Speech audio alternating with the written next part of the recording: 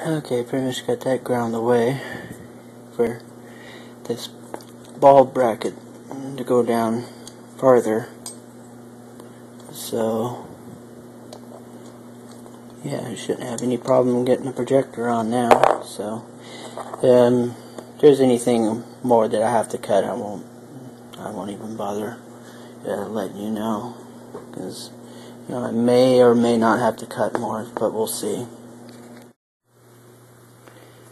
So yeah, we have more than enough room, and I even allowed room for rotation, so I should be able to rotate this just a few degrees each way to get them aimed and level. So yeah, we pretty much got that on, almost. I just have to tighten it and then try to aim it before we start putting shit back together. Okay, got the bulb holder on. The tightening nut for the projector, don't tighten it all the way because you're not quite done. You're going to be taking the bulb holder back off once you get it aimed. And when you do screw this back on, if you happen to drop a screw down in the bulb holder, don't panic. It's just, it's just like dropping your pick into your acoustic guitar and how you have to shake the guitar out to get the pick out. So yeah, it's pretty much the same concept. So yeah, if you lose your screw, you'll get it back. Just take some patience. Okay, getting ready to test fire it. What I'm using is a 250 watt power supply, so let's hope that's enough. It's got enough amperage to start the bulb, but it should be more than enough to keep it running. So I'm going to go ahead and turn it on. There we go. There's our light output. Looks like it's looking really good. Video is a little bit choppy on the Droid X. It doesn't like. Well, yeah, let's turn off the light. So far, it's pretty level as is, but it is sitting on a towel. So I'm gonna go ahead and move it on the hard surface of the counter, and then level it out that way. But yeah, check out that color. Isn't it badass? Yeah. I mean, let's see, I stand right in front of it. See if I can get a color flicker going here. It's like seeing Jesus. Yeah, right about there. Yeah. So yeah. Let's see if we got the squirrel finders going up there, but hey, we got a little bit of bleeding right there, but it's no big deal. I mean, some of the extra light you're seeing is probably just from the light shining out of the back of the shroud onto the main reflector there. And yeah, there's some light coming off some of it's going to glare off the original reflector, the rest of the unit. So yeah, let's get one more shot of that. How do you like that? And look, the hot spot is like right where it needs to be. I don't think it can get more perfect than that. And we got your hot spot right about there. Some people are complaining because it's down here and down here,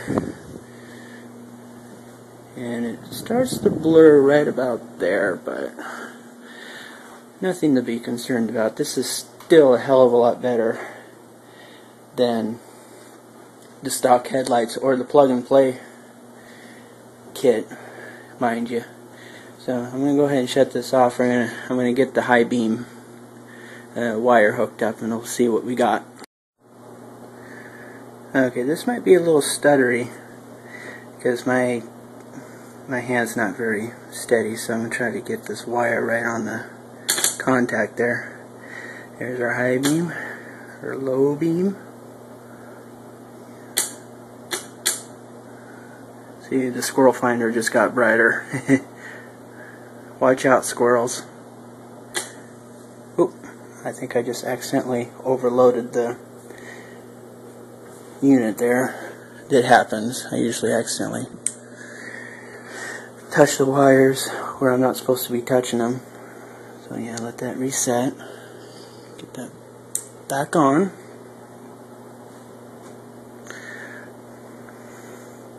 Oh yeah, watch where you're putting your wires. Again, we just it might be a little bit too much juice for this unit, but I'm using a DDM ballast anyway, so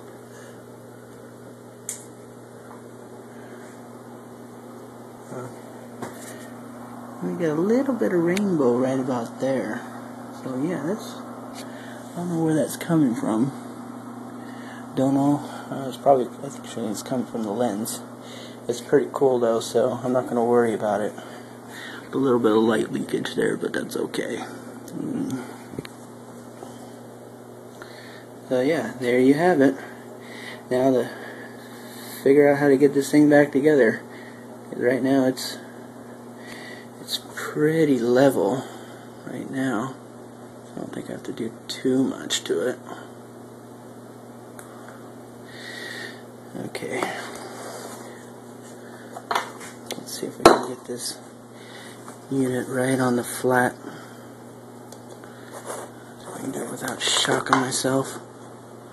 That's a lot of voltage. Yeah, it's got to turn just a little bit like that. That's probably just about right, maybe to the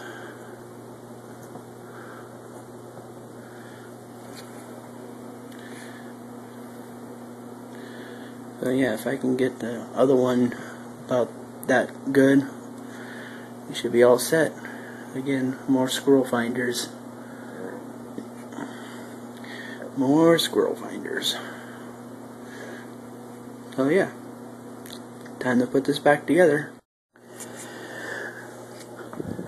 Now what you want to do is scrape off all this old shit and try to get most of it off, especially around by the corners and where the clips are, because it's going to make it, this stuff's not out of there, it's going to make it harder for the clips on the housing to go on. So yeah, just take your time.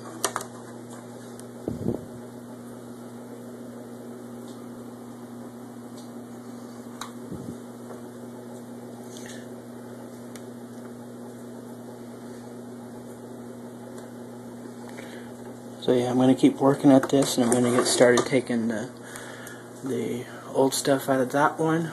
I'll lay down the new butyl tape, heat it up, and it should go right back together. I'm still working on getting the adhesive off. I pretty much got most of it off the lens. I can't get it all off. That's okay. But so far I've been putting the bezel, not the bezel, the housing in the oven for about 3 to 6 minutes. 6 minutes seem to get it really nice and soft, and I just take the chisel and just go. And what I do, I also take the needle nose pliers and just shovel it right through the channel there, and I can get a whole gob up at a time. So far I got some of this out. A lot of it that I've taken out so far is in the trash. So yeah, I've just been trying to clean up as I go. Since this is a kitchen that we are in, clean as we go. So yeah, I'm going to keep working at this. Try to get most of it out so I can put the new stuff in. And then we'll be able to put it all back together and put the lens back on, and hopefully when the rain stops we can put it back on the car.